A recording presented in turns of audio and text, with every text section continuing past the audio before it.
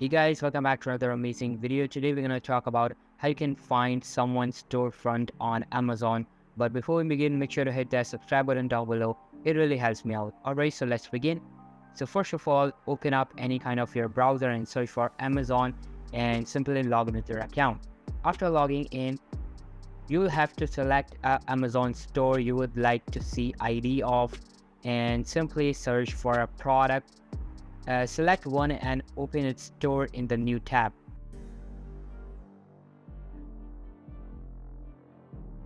Now, select the statement, read it as visit the store name storefront, and you'll be brought to the store's storefront. You can see that now it's storefront and the placement of each product will be available in the store right now. To get the store ID, simply head to the URL search bar at the top and look for ID equals. All of the alphabets along with the numbers are the combination known as store ID.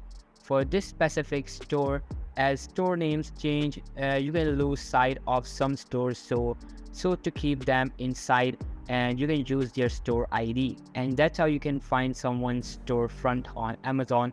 So that's all for today's video. Hope you liked the video. I'll be meeting you in the next one. See you soon. Bye.